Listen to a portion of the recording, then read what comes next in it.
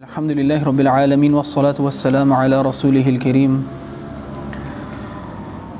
انشاءاللہ آج سورہ التغابن سے ہی کنٹینیو کریں گے آگے آیا نمبر 14 سے انشاءاللہ. آیا نمبر 13 تک ہم نے کر لیا تھا. اب آج انشاءاللہ آیا نمبر 14 نمبر آیا سے ہم شروع کریں گے انشاءاللہ باذن اللہ تعالی. اللہ سبحانہ وتعالی فرماتے ہیں یا ایھا الذین آمنوا ان من ازواجکم واولادکم عدوا لکم فاحذروہم وان تعفوا وتصفحوا وتغفروا فان اللہ غفور رحیم. اللہ کہہ رہے ہیں کہ اے اہل ایمان، ان من ازواجکم واولادکم عدوا لکم، کہ تمہاری ازواج میں سے اور اولاد میں سے تمہارے دشمن ہیں.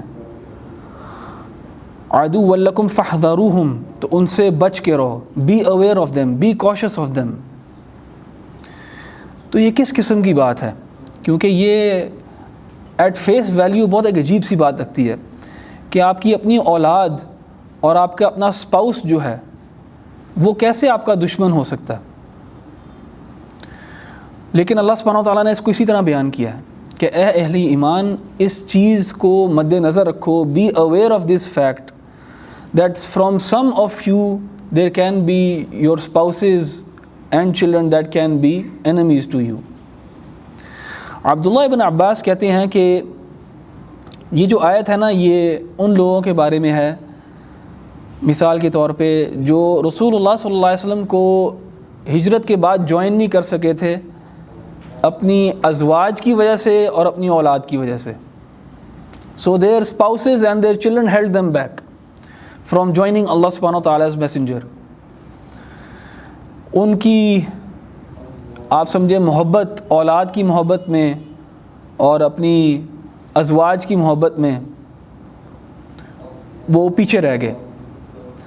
تو اس لحاظ سے آپ سمجھیں وہ انڈائریکٹلی ان کے اینیمیز ہیں. کیوں؟ کیونکہ ان کو وہ نقصان پہنچا رہے ہیں.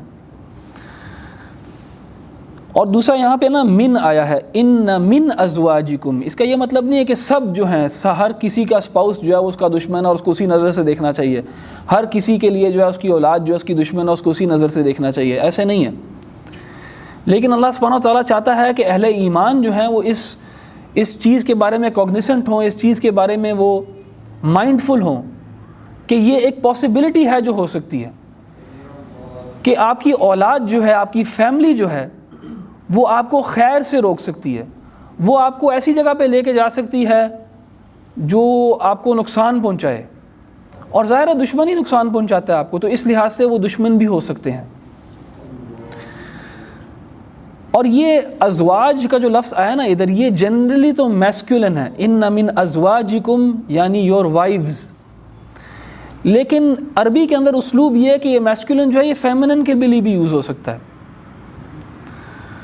تو یہ it can go both ways, یعنی ایک مرد کے لیے اس کی بیوی اور ایک عورت کے لیے اس کا شوہر، دونوں جو ہے پاسبلٹیز ادھر اپلائی کرتی ہیں. جس طرح مثال کے طور پہ جب ہم پڑھتے ہیں یا ایھا الذین آمنوا، عربی کے لحاظ سے یہ صیغہ جو ہے یہ میسکولن کو بلا رہا ہے. آمنو جو جس صیغے میں یہ لکھا ہوا ہے یہ میسکولن کو پکار رہا ہے.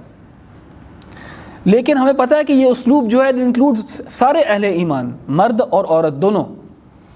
اسی طرح یہاں پہ اس لفظ ازواج میں دونوں شامل ہیں. آدمیوں کے لیے ان کی بیویاں اور عورتوں کے لیے ان کے شوہر کیا ہو سکتے ہیں؟ ان کے دشمن ہو سکتے ہیں. کچھ سرکمسٹانس اس قسم کا ہو سکتا ہے کہ اس کے دشمن ہو سکتے ہیں. اور یہ عدو کا لفظ ہے، عدو کا مطلب ہے انیمی، دشمن. یہ ہو سکتا ہے یا تو ڈیلیبریٹ انٹینشنل ہو سکتا ہے یا ان انٹینشنل ہو سکتا ہے، سب کانشیسلی ہو سکتا ہے. ہو سکتا ہے کہ ایک انسان کی فیملی جو ہے وہ اس کی حقیقتاً دشمن نہیں ہے، لیکن ان کا عمل اس قسم کا ہے کہ وہ دشمنی جیسا ہی عمل ہے. مثال کے طور پہ ایک آدمی ہے، وہ اپنی بیگم کو بہت زیادہ روکتا ہے صدقات سے، صدقہ دینے سے، صدقہ خیرات کرنے سے، یا اس کو روکتا ہے سر ڈھانپنے سے، پردہ کرنے سے روکتا ہے اس کو. اس کی نیت اچھی ہو سکتی ہے، وہ پیار ہو سکتا ہے اس کو اس سے وہ کسی محبت کی وجہ سے روک رہا ہو, کوئی اس کا دنیاوی کوئی ریزن ہو سکتا ہے جو اچھا ہو اس کے ذہن میں, لیکن یہ دشمنی ہے. کیونکہ اگر وہ عورت اس بندے کا کہنا مانے گی تو اس کا کیا ہوگا, اللہ تعالیٰ کے ہاں اللہ تعالیٰ کے ہاں اس سے پوچھا جائے گا, اس سے سوال کیا جائے گا. اور لا طاعت المخلوق فی معصیت الخالق, اور مخلوق کی اطاعت نہیں کی جاتی جب کہ خالق کی معصیت ہو رہی ہو. The creation is not obeyed whilst the creator is being disobeyed. اسی طرح ایک عورت ہے جو اپنے شوہر کے لیے مشکلات پیدا کرتی ہے, انریزنیبل ڈیمانڈز ہیں اس کی. انریزنیبل ڈیمانڈز کی وجہ سے شوہر جو ہے وہ ایکسٹرا آورز لگا رہا ہے, اور اس کے اندر اس کی جو ہے نا نمازیں بھی چھوٹ جاتی ہیں, وہ اپنی فیملی کے لیے پرووائڈ کرنے میں اتنا آگے پیچھے ہوا ہوا کہ وہ اللہ تعالیٰ کے احکام اور حقوق جو ہے سب بھول جاتا ہے. یا اس کی بیوی جو ہے اس کی پیرنٹس سے اس کی ایک دشمنی پیدا کروا رہی ہے. تو یہ سب اسپیکٹ جو ہیں یہ ریالٹی میں پلے آؤٹ کرتے ہیں, فیملی سیناریوز میں یہ پلے آؤٹ کرتے ہیں. تو اس لحاظ سے بھی ان انٹینشنلی یا انٹینشنلی دشمنی ہو سکتی ہے between spouses and parents and children. تو مگر جو ایک انسان ہے نا, اس کو اس ریالٹی کے بارے میں یا اس پاسبلٹی کے بارے میں, ہر مومن کو اس پاسبلٹی کے بارے میں کم از کم آئیڈیا ضرور ہونا چاہیے. بے شک اس کی اولاد جو ہے بہت فرما بردار تابع دار ہے, اس کی بیوی بھی ہے یا بیوی کا جو ہسبینڈ ہے ان میں بھی ریلیشن شپ بہت اچھا ہے, اور دونوں جو ہیں اللہ تعالیٰ کے لیے اللہ تعالیٰ کو خوش کرنے کی کوشش کرتے ہیں, اور دونوں ایک دوسرے کو انکریج کرتے ہیں. لیکن پھر بھی اس کے ذہن میں یہ ایک پاسبلٹی ہونی چاہیے. کیونکہ ہو سکتا ہے محبت کے اندر بھی انسان جو اللہ تعالیٰ کے احکام سے اور اللہ تعالیٰ کے ذکر سے دور ہو جائے. کیونکہ اللہ تعالیٰ نے کہا نا, یا ایھا الذین آمنوا لا تلہکم اموالکم ولا اولادکم عن ذکر اللہ, کہ don't let your wealth and your children remove you from the ذکر آف اللہ, کہ تمہیں یہ چیزیں ڈسٹریکٹ نہ کریں. تمہارا ایک گول ہے, ایک فوکس ہے. ہاں تمہاری ایک رسپانسبلٹی اپنی فیملی کی بھی ہے, لیکن وہ فیملی کی رسپانسبلٹی کو چیک میں رکھنا بہت ضروری ہے, اور یہ اتنا آسان معاملہ نہیں ہوتا. تو اس کا ایک مومن جو ہے اس کو نا اس چیز کا ہمیشہ اس کے it should be always in the back of their mind.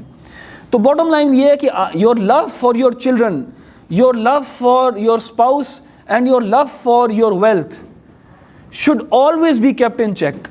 And Allah سے جو محبت ہے نا آپ کی, وہ سپر سیٹ ہونی چاہیے, وہ سب سے اوپر ہونی چاہیے, باقی سب محبتیں جو ہیں اس کی تابع ہونی چاہیے. یہ جو ہے نا اللہ تعالیٰ پیغام دے رہے ہیں اہل ایمان کو. ابن القیم کہتے ہیں کہ یہ عداوہ جو ہے, یہ جو انمٹی ہے جس کا اللہ تعالیٰ نے ذکر کیا یہاں پہ, یہ اٹس ناٹ انمٹی آف ہیٹریڈ, کہ انسان جو ہے نا وہ یہ سوچے کہ اچھا یہ میرے دشمن ہے تو میں ان سے جو ہے نا نفرت کرنا شروع کر دوں.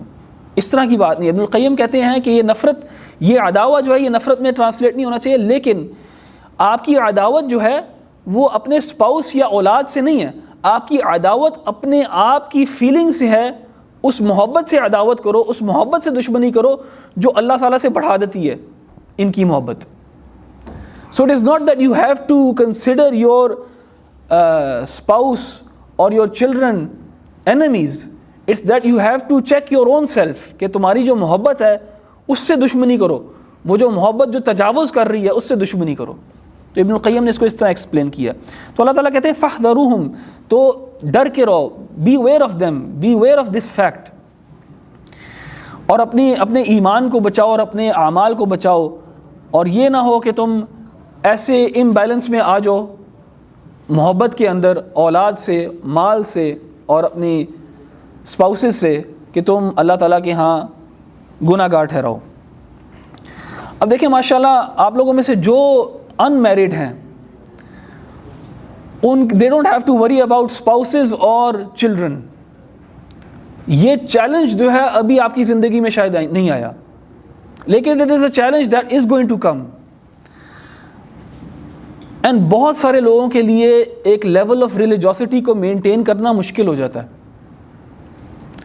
جس وقت شادی ہو جاتی ہے اور جس وقت اولاد ہوتی ہے, کیونکہ اس وقت جو ہے نا آپ سمجھیں تھوڑی سی آپ کے اندر ویکنیسز آ جاتی ہیں, دنیا کے ساتھ آپ تھوڑے اور جڑ جاتے ہو, جوانی کے اندر انسان کے اوپر اتنی زیادہ ذمہ داری نہیں ہوتی تو وہ بڑا ایک فریڈم اور فری قسم کی زندگی گزارتا ہے. لیکن جب یہ 2 چیلنجز آتے ہیں تو یہ یقیناً بڑے چیلنجز ہیں, یہ چھوٹے چیلنجز نہیں ہیں. تو اپنی اس ٹائم کو آپ قیمتی جانیں اور اپنے آپ کو ٹرین کریں ان چیلنجز کے لیے. کیسے؟ اپنے اندر وہ والی عادات پیدا کریں کہ جب یہ چیلنجز آئیں گے تو you are able to maintain a level of religiosity and a level of iman. مجھے یاد ہے میں جب یو کے میں تھا تو میرے ایک ٹیچر تھے, ان کی نا تفسیر کلاس میں جایا کرتا تھا, اور وہ تفسیر پڑھا رہے تھے 10-15 سال سے ایٹ لیسٹ.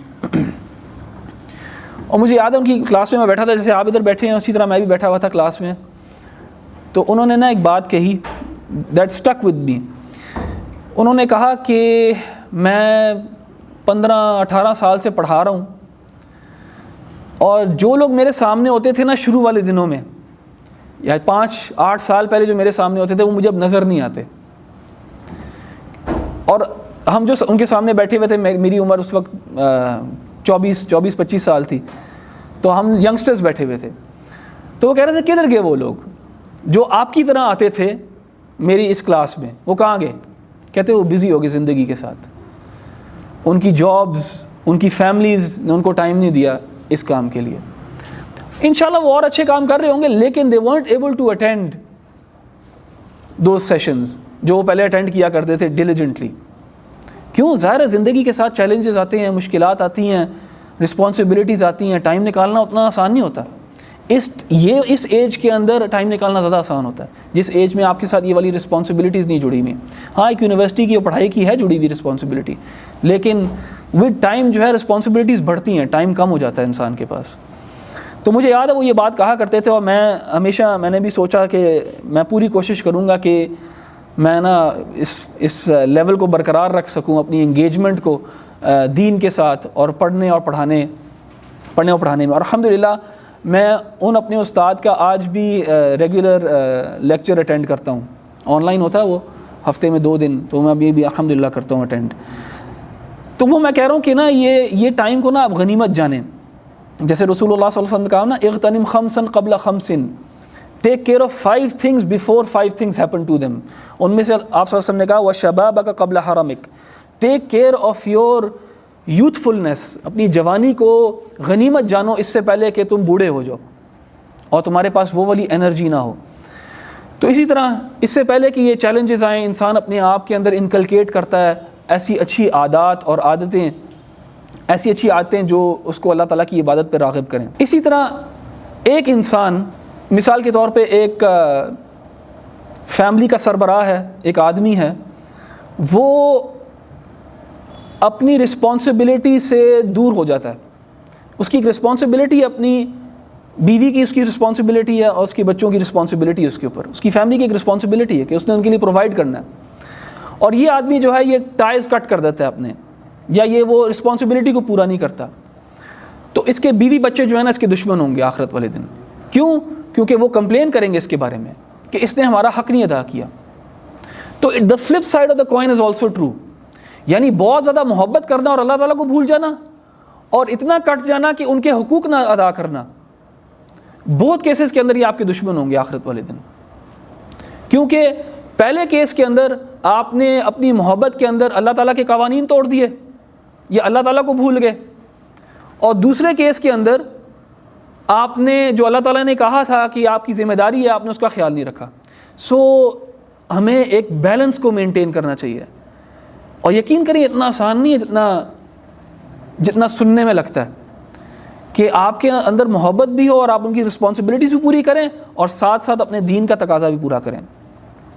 جس طرح اللہ تعالیٰ نے کہا نا یا ایھا الذین آمنوا قوا انفسکم واہلیکم نارا, اے اہل ایمان اپنے آپ کو بچاؤ آگ سے اور اپنے گھر والوں کو بچاؤ آگ سے. یہ بیلنس مینٹین کر کے کہ ان کی رسپانسبلٹی بھی پوری کرو, ان کی تربیت کرو, ان کو ٹائم دو, ان کے لیے پرووائڈ کرو, اور ساتھ میں اللہ سبحانہ وتعالیٰ کے دین کا بھی خیال رکھو. آگے اللہ سبحانہ وتعالیٰ فرماتے ہیں وَإِن تَعْفُوا وَتَصْفَحُوا وَتَغْفِرُوا فَإِنَّ اللَّهَ غَفُورٌ رَحِيمٌ. یہ نہ ہو کہ یہ بندہ بات سن کے اپنی اولاد کے ساتھ اور اپنی فیملی کے ساتھ ان جنرل بہت ایکسٹریم ہو جائے, ہارش ہونا شروع ہو جائے. اللہ تعالیٰ نے آگے کہا وَإِن تَعْفُوا, اگر تم معاف کر دو, if you pardon, معاف کر دو, وَتَصْفَحُوا, اور مٹا دو یعنی بھول جاؤ, وَتَغْفِرُوا, اور غلطی کا مینشن بھی نہ کرو, بس جانے دو, چھوڑ دو, فَإِنَّ اللَّهَ غَفُورٌ رَحِيمٌ, تو اللہ تعالیٰ بھی تمہارے پہ رحم کرے گا. یعنی یہ سن کے کوئی انسان جو ہے یہ نہ سمجھ لگے کہ یہ میرے واقعی میں دشمن ہے اور پھر ہارش اور ایک ایکسٹریم ایٹیٹیوڈ اپنا لے. کبھی کبھار تربیت کرنے میں انسان کو بہت چیزوں پہ درگزر بھی کرنا چاہیے, کرنا پڑتا ہے, بہت چیزوں کو اوور لک کرنا پڑتا ہے, ریلیشن شپس کے اندر بہت زیادہ کرنا پڑتا ہے. یہ ہر چیز پہ آپ اگر پکڑنا شروع کر دیں گے, ہر چیز کو ایشو بنا دیں گے, تو ریلیشن شپس جو ہیں ایون پیرنٹس میں اور چلڈرن میں, بچوں میں, اگر ماں باپ جو ہیں ہر چھوٹی چھوٹی بات پہ بچوں کی جان کھائیں گے تو بچے بھی پھر تنگ آئیں گے. تو اللہ تعالیٰ کہہ رہے ہیں کہ معاف کر دو, پارڈن کرو, چھوڑ دو, لک دی ادر وے, جانے دو, کچھ چیزوں کو جانے دینا چاہیے. یعنی وہاں پہ بھی ایک بیلنس مینٹین کرنا ہے, بالکل ایک جیسے گھر کے اندر ڈکٹیٹر بن کے نہیں پھرنا. اکثر لوگ جو ہیں وہ گھر کے اندر تو بہت شیر ہوتے ہیں اور مزاج ان کا اچھا نہیں ہوتا, لیکن گھر سے باہر بڑے اچھے ہوتے ہیں. تو یعنی یہ اس طرح بھی نہیں ہونا چاہیے. رسول اللہ صلی اللہ علیہ وسلم نے کہا تم میں سے سب سے بہترین وہ ہیں جو اپنے اہل و عیال کے ساتھ سب سے اچھے ہیں, کیونکہ ٹرو فیس آپ کا جو ہے نا گھر کے اندر ہوتا ہے, اصل چہرہ آپ کے گھر کے اندر ہوتا ہے. باہر جا کے تو ہر کوئی ماسک پہن لیتا ہے, ٹھیک ہے. تو اللہ سبحانہ و تعالیٰ نے کہا کہ ان کو معاف کرنا, اوور لک کرنا.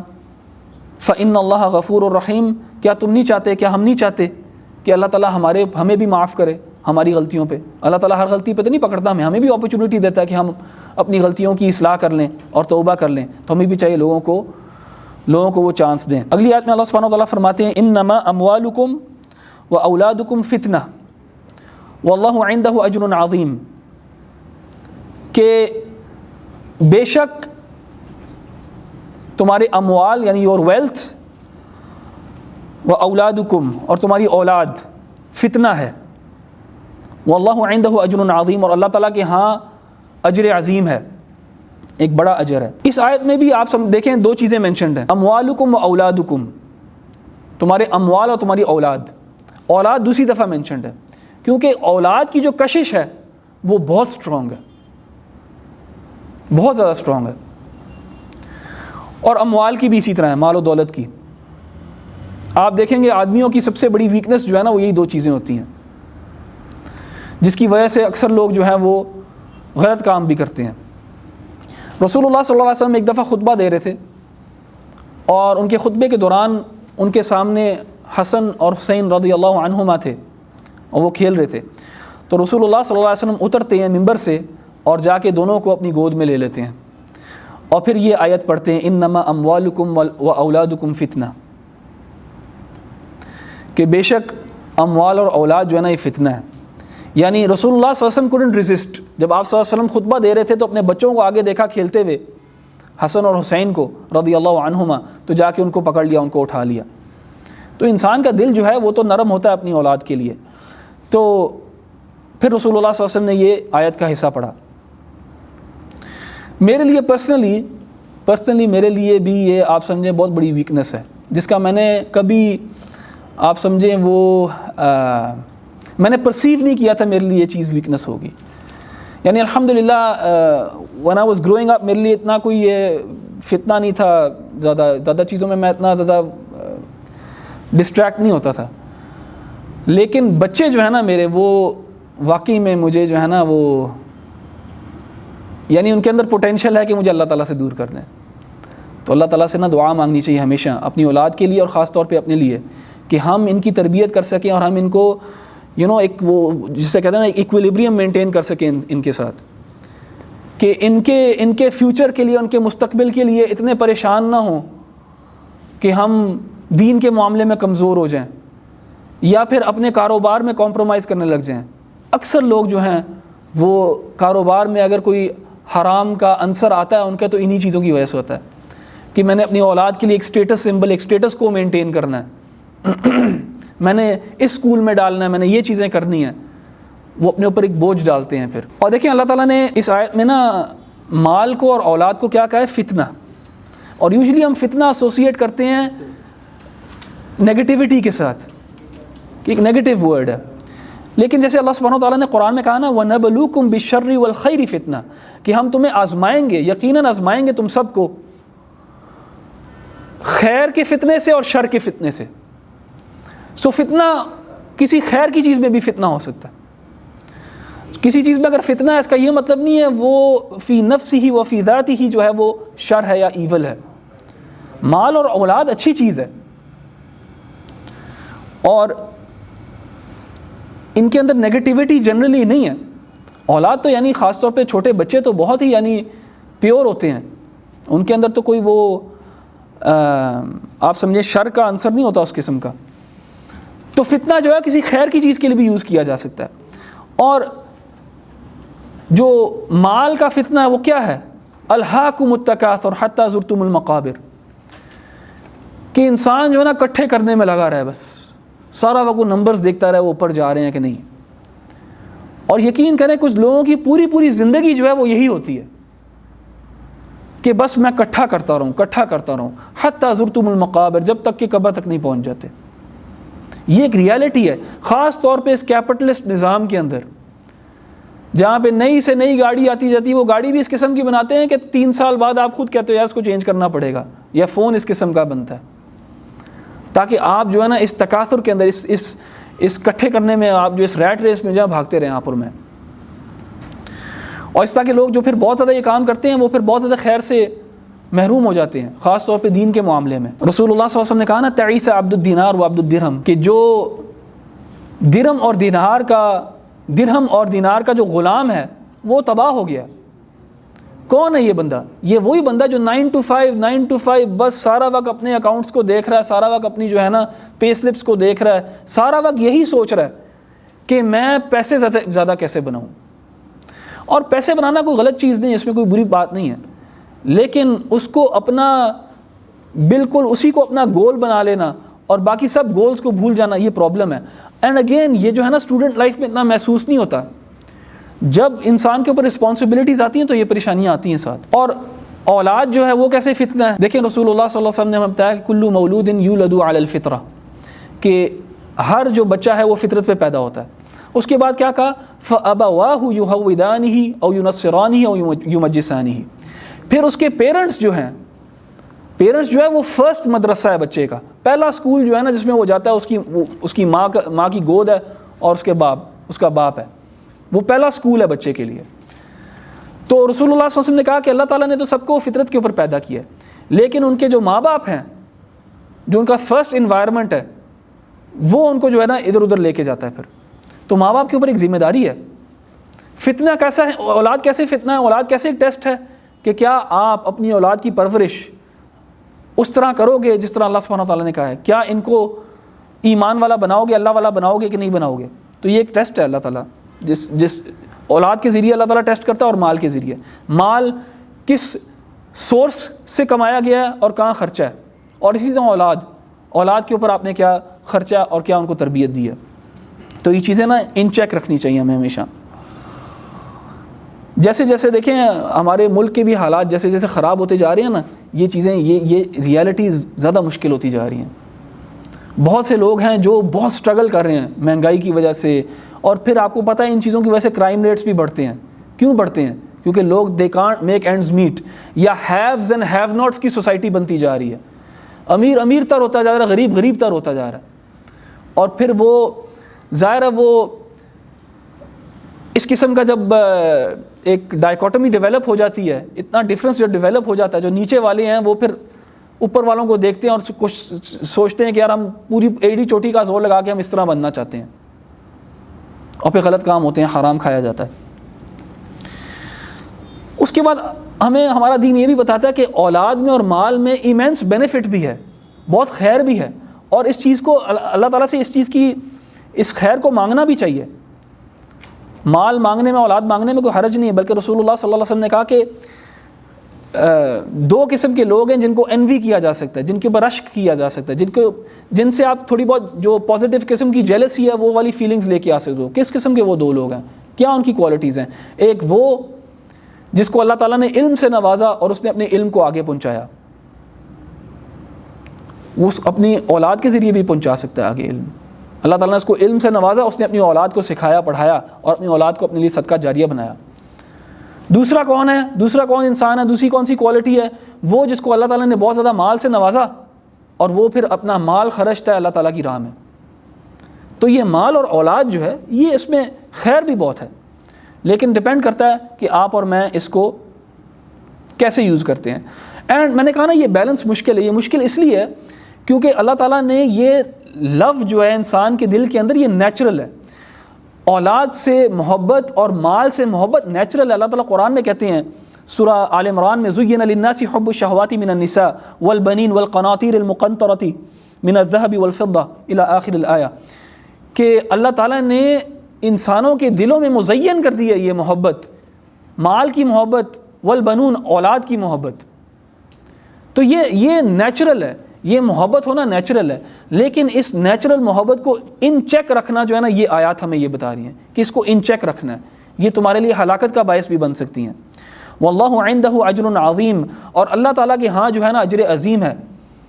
تو یہ فکر نہ کرو کہ میں ان کو کیسے کھلاؤں گا، کیسے پلاؤں گا، میں اپنے پرنسپلز پہ کمپرومائز کر لیتا ہوں کیونکہ یار میں نے اولاد کو کھلانا پلانا ہے۔ اللہ تعالیٰ نے جس نے اولاد دی ہے نا وہ اس کا رزق بھی تمہیں ساتھ دے گا۔ تو اللہ تعالیٰ پہ ایمان، توکل کرو اللہ تعالیٰ کے اوپر، اور یاد رکھو کہ اللہ تعالیٰ کے ہاں جو ہے اجر عظیم ہے۔ فاتقوا اللہ ما استطعتم، پھر اللہ تعالیٰ کا تقوی اختیار کرو، ما استطعتم جتنی تمہاری استطاعت ہے، as much as you can establish or have the taqwa of Allah subhanahu wa ta'ala۔ واسمعوا واطیعوا، اور سنو and then obey، listen and obey۔ وانفقوا خیرا لانفسکم، and spend it is better for you، تمہارے لیے بہتر ہے، خرچ کرو۔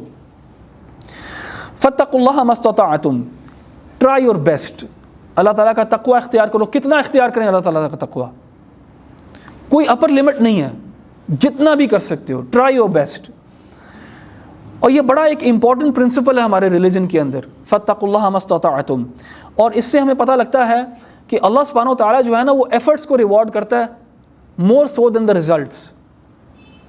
اللہ تعالیٰ کہہ رہے ہیں اللہ تعالیٰ کا تقوی اختیار کرو، جس حد تک کر سکتے ہو کرو۔ اللہ سبحانہ و تعالیٰ ہماری ایفرٹس کو ریوارڈ کرتا ہے، ریزلٹس کو نہیں، نیسیسریلی ریزلٹس کو نہیں۔ ریزلٹس بھی مل جائیں تو الحمدللہ، لیکن ایفرٹ کو اللہ سبحانہ و تعالیٰ ریوارڈ کرتا ہے۔ اس دنیا کا اصول یہ ہے کہ یہ دنیا جو ہے نا آپ کو ریوارڈ کے اوپر جو ہے نا آپ کو اجر دے گی۔ یہ دنیا، ایک انسان ہے اس نے بہت محنت کی ہے اپنے ایگزام میں، بہت زیادہ محنت کی ہے، لیکن اس کا جو ہے نا رزلٹ اچھا نہیں آیا، زیرو، کوئی فائدہ نہیں اس کی محنت کا، وہ فیل ہو گیا، کوئی فائدہ نہیں اس کی محنت کا۔ یہ دنیا جو ہے نا یہ رزلٹ اورینٹیڈ ہے، لیکن اسلام ہمیں بتاتا ہے کہ اسلام ایفرٹ اورینٹیڈ ہے۔ اگر آپ ایفرٹ کرو گے تو اللہ تعالیٰ اس چیز کا اجر دے گا، صرف ایفرٹ کرنے کا، بے شک وہ رزلٹ آئے نہ آئے، رزلٹ اللہ تعالیٰ کے ہاتھوں میں ہے۔ نوح علیہ السلام نے سینچریز دعوت دی، اتنی ایفرٹ کی کہ ان کی ایفرٹ پہ کوئی شک نہیں ہے کسی کو، نہ ہی ہونا چاہیے۔ قرآن نے جو ہے نا گواہی دی ہے نوح علیہ السلام کے حق میں کہ نوح علیہ السلام نے پوری ایڑی چوٹی کا زور لگا دیا۔ سورہ نوح میں اس کو اللہ تعالیٰ نے تفصیل سے مینشن کیا، لیکن رزلٹ کیا تھا ان کے ایفرٹ کا؟ اگر رزلٹ سے ہم دیکھیں تو ہم کہہ سکتے ہیں کہ سکسیسفل نہیں تھا رزلٹ، لیکن اللہ تعالیٰ کی ہاں سکسیس جو ہے وہ رزلٹ اور رزلٹس پہ نہیں ہے، وہ ایفرٹس کے اوپر ہے، کتنی محنت کرتے ہیں ہم۔ تو فاتقوا اللہ ما استطعتم، اللہ تعالیٰ کا تقوی اختیار کرو جس حد تک کر سکتے ہو۔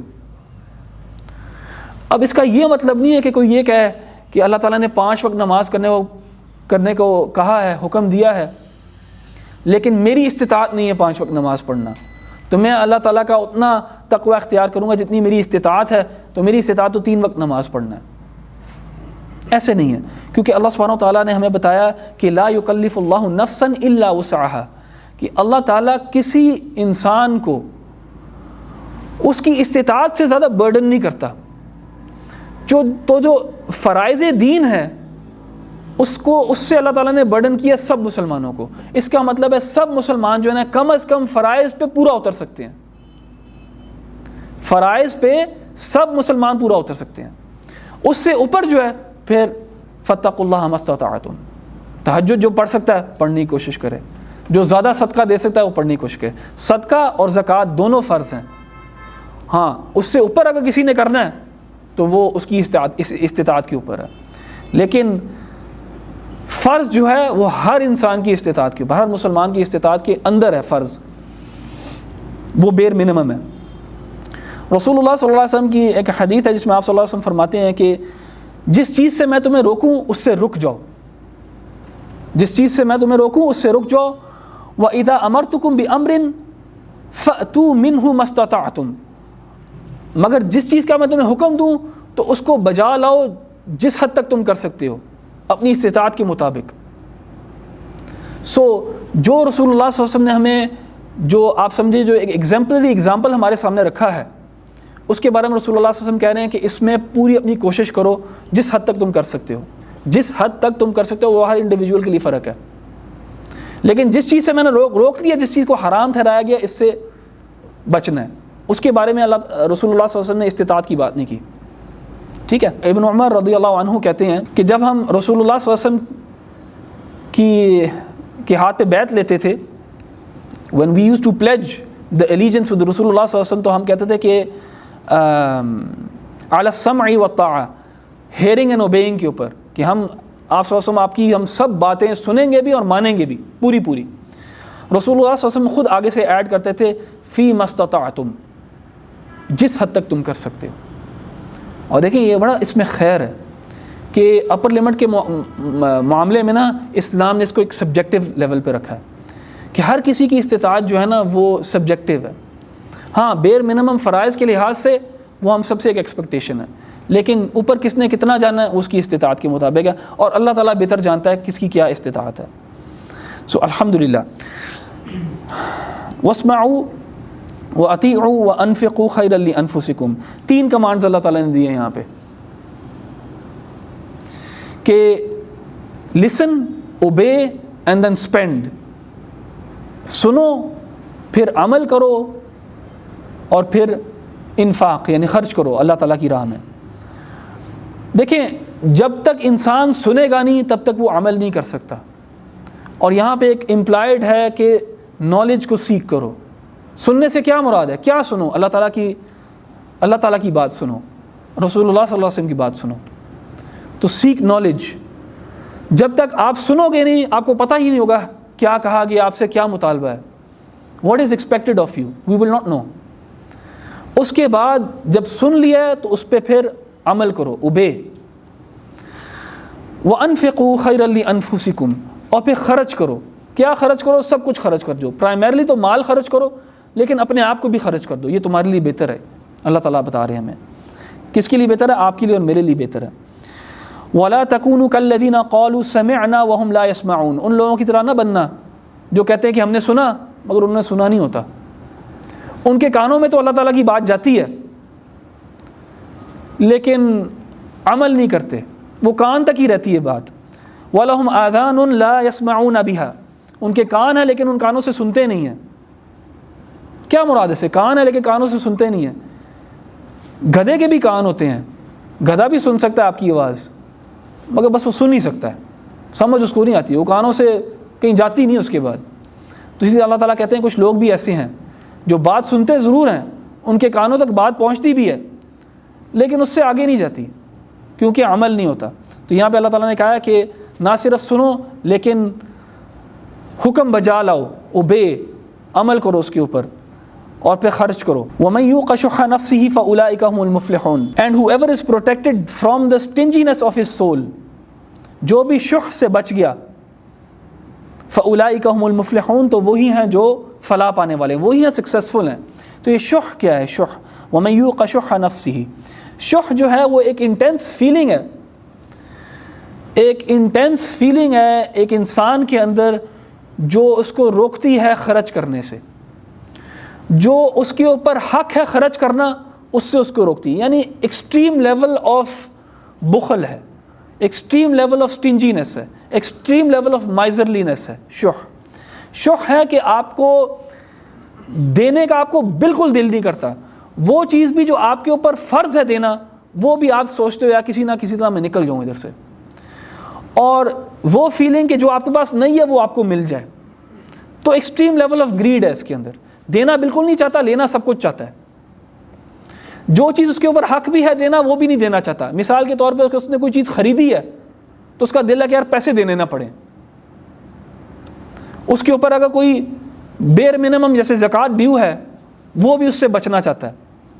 اور یہ ایکسٹریم لیول آف آپ سمجھیں لو ہے فار ویلتھ. اور آپ دیکھیں گے اپنے ارد گرد اس طرح کے لوگ ایگزسٹ کرتے ہیں. اور اللہ تعالیٰ نے کہا ہے جو اس فیلنگ کو قابو پا لے نا تو وہ کامیاب ہو گیا, وہ کامیاب ہو گیا. کیوں؟ کیونکہ یہ جو فیلنگ ہے یہ بڑی اسٹرانگ ہوتی ہے کچھ لوگوں کے اندر. اور یہاں پہ کچھ علماء نے کہا ہے کہ شح یہاں سے جو ہے نا صرف مال اس سے مراد نہیں ہے, ہر چیز مراد ہے اس سے. پرائمرلی یہ مال کے اوپر ورڈ یوز ہوتا ہے, لیکن ویسے باقی چیزیں بھی اس سے مراد ہے. یعنی جو اپنا وقت نہیں دے سکتا اللہ تعالیٰ کو, جو وقت اس کے اوپر فرض ہے کہ وہ دے اللہ تعالیٰ کو, یعنی 5 وقت کی نماز کا وقت نہیں دے سکتا, وہ فرض ہے اس کے اوپر کہ دینا دے, لیکن وہ بخیل ہے اپنے وقت کے معاملے میں. اگر کوئی انسان اس چیز کے اوپر قابو پا لے تو اللہ تعالیٰ کی ہاں وہ کامیاب ہے. اور شح کا جو آپ سمجھیں اینٹی تھیسس ہے یا اس کا جو اپوزٹ ہے وہ ایثار. ایثار ہے کہ انسان خرچ کر دے یا دے دے وہ چیز جس کی اس کو خود حاجت ہے, اور اس کو دے دے جس کو سمجھتا ہے کہ اس کی بھی حاجت ہے یہ. اور صحابہ ایسے ہوتے تھے. صحابہ کے بارے میں بہت زیادہ واقعات جو ہیں وہ مشہور ہیں کہ ان کو کسی چیز کی خود اشد ضرورت ہوتی تھی لیکن پھر بھی اس کو دے دیا کرتے تھے کسی کو جس کے بارے میں سمجھتے تھے کہ یار اس کو میرے سے زیادہ ضرورت ہے, چلو میں اس کے بغیر گزارا کر لوں گا. ایثار جو ہے یہ شح کا اپوزٹ ہے, اور اس کو دین نے بہت زیادہ انکریج کیا. ان تقرضوا اللہ قرضا حسنا یضاعفہ لکم ویغفر لکم واللہ شکور حلیم. اگر تم دو گے اللہ تعالیٰ کو قرض تو وہ کیا کرے گا؟ He will multiply it. He will multiply it and He will forgive you. And Allah is the most appreciating and forbearing. شاکرٌ شکور حلیم. شکور حلیم. اللہ تعالیٰ کو قرض دینا, دیکھیں اللہ تعالیٰ نے یہ ٹرمینالوجی یوز کی ہے ایٹ ہز ایکسپینس. اللہ تعالیٰ نے یہ ٹرمینالوجی یوز کی ہے ایٹ ہز ایکسپینس. قرض آپ کس کو دیتے ہو؟ ویکر کو دیتے ہو قرض. آپ قرض دیتے ہو کسی کو جو ویک ہوتا ہے. لون کسے دیتے ہو آپ؟ جس کو کوٹ اینڈ کوٹ ضرورت ہوتی ہے, جو ویک ہوتا ہے. اللہ تعالیٰ نے یہ ٹرم یوز کی ہے ایٹ ہز ایکسپینس, مگر فار آر بینیفٹ, تاکہ بتایا جائے ہمیں کہ یار یہ قرض ہے تم مجھے دیتے ہو, میں تمہیں واپس دوں گا, میں تمہیں واپس دوں گا یہ, تاکہ آپ کو اور مجھے انکریجمنٹ ملے اللہ تعالیٰ کو قرض دینے میں. ویسے تو اسٹرکٹلی اسپیکنگ ہم اللہ تعالیٰ کو قرض تو کوئی بھی نہیں دیتے, لیکن اللہ تعالیٰ نے اپنے بارے میں یہ بات کہی ہے تاکہ ہمیں انکریج کیا جائے کہ ہم اللہ تعالیٰ ہم اس کو قرض سمجھیں کیونکہ ہم ریٹرن ایکسپیکٹ کرتے ہیں. اور اللہ تعالیٰ کہتا ہے, یہ ٹرم یوز کر کے اللہ تعالیٰ امپلائی یہ کر رہا ہے کہ تم اگر ریٹرن ایکسپیکٹ کرتے ہو کوئی بات نہیں, مجھے پتہ ہے یہ میں نے قرض ہی لیا تم سے, کوئی نہیں. بڑی بات ہے یہ چھوٹی بات نہیں. اس کے اوپر غور کریں, یہ ٹرمنالوجی جو یوز کی گئی ہے کہ اللہ تعالیٰ کہہ رہا ہے کہ اگر تم اللہ تعالیٰ کو قرض دو گے, کون ہے جو اللہ تعالیٰ کو قرض نہیں دے گا؟ کون ہے؟ اور اللہ تعالیٰ کہتا ہے کہ میں تمہیں واپس دوں گا بڑھا چڑھا کے. احادیث میں آتا ہے کہ اللہ تعالیٰ نیکی کے عمل کو 10 سے 700 گنا ملٹیپلائی کر کے واپس دیتا ہے. کوئی بزنس ماڈل مجھے بتا دیں جو آپ کو اتنا ریٹرن دیتا ہو آپ کی انویسٹمنٹ کے اوپر. لیکن ایمان سے اس کا تعلق ہے, ایمان سے کتنا آپ اور میں اس کے اوپر ایمان لے کے آتے ہیں. سورۃ البقرہ کے اینڈ میں دوسرے پارے میں غالباً اللہ تعالیٰ نے چیریٹی کو بہت زیادہ انکریج کیا, اور اس میں ہماری نا بڑی کوتاہی ہے.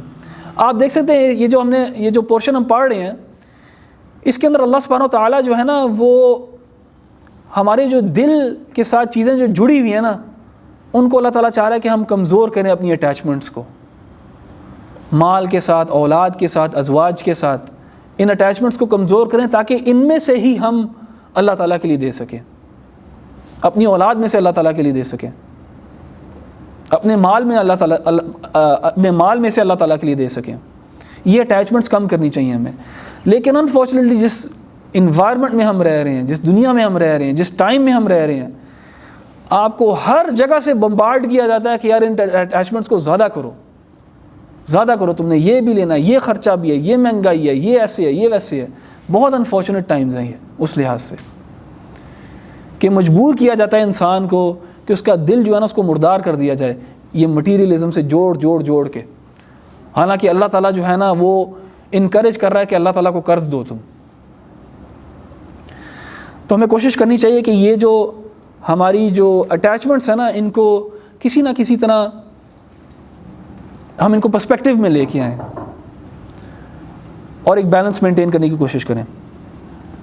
واللہ شکور حلیم، اللہ سبحانہ وتعالیٰ شکور ہے، یعنی Allah takes due notice of what you do for him اور what you give in his way. ایسے نہیں ہے کہ اللہ تعالیٰ کو پتہ نہیں ہے. ایک ایک روپیہ آپ کی ایک ایک چونی جو ہے نا اللہ تعالیٰ کے ہاں اکاؤنٹ ہوتی ہے، اور اللہ تعالیٰ اس کا حساب پورا رکھتا ہے. اور اللہ تعالیٰ اس دنیا میں بھی لوگوں کو ایک ریٹرن دیتا ہے اور آخرت میں بھی. اب ریٹرن سے یہ مراد نہیں ہے کہ آپ کو اتنے پیسے یا اس سے زیادہ پیسے مل جائیں گے، بہت زیادہ چیزیں اس سے مراد ہو سکتی ہیں. آپ کو خیر، آپ کی زندگی میں برکت آئے گی، بلیسنگز ہوں گی. کوئی مصیبت، کوئی پرابلم اگر ہمارے پاس آنی تھی، اللہ تعالیٰ اس کو ٹال دے گا. اور آخرت میں تو اللہ تعالیٰ نے اجر عظیم رکھا ہی ہے اہل ایمان کے لیے، جو ان دل کے امراض کے اوپر قابو پاتے ہیں. عالم الغیب والشہادۃ العزیز الحکیم. اللہ سبحانہ وتعالیٰ از دی نور آف دی انسین. عالم الغیب، اللہ تعالیٰ غیب کو جانتا ہے. غیب کو کوئی اور نہیں جانتا اللہ سبحانہ وتعالیٰ کے علاوہ، کوئی بھی نہیں. کوئی بھی دعویٰ نہیں کر سکتا غیب کو جاننے کا. اللہ تعالیٰ کے انبیاء جو ہیں وہ غیب جانتے ہیں، اور اتنا جانتے ہیں جتنا اللہ تعالیٰ نے ان کو بتایا ہے، اس سے زیادہ وہ بھی نہیں جانتے غیب کو. تو اللہ تعالیٰ غیب کو بھی جانتا ہے، اللہ تعالیٰ باطن کو بھی جانتا ہے، ظاہر کو بھی جانتا ہے. اور اللہ تعالیٰ العزیز ہے اور الحکیم ہے. exalted in might the wise. تو یہ جو ہم نے 3-4 سیشنز میں، بلکہ چوتھا سیشن تھا غالباً ہمارا سورۃ التغابن کے اوپر، ہم نے سورۃ التغابن کور کی ہے.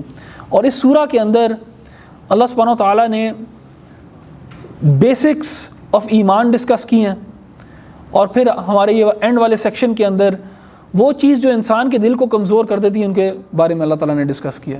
تو انشاءاللہ ادھر روکتے ہیں. سبحانک اللہم و بحمدک اشہد ان لا الہ الا انت استغفرک و اتوب الیک.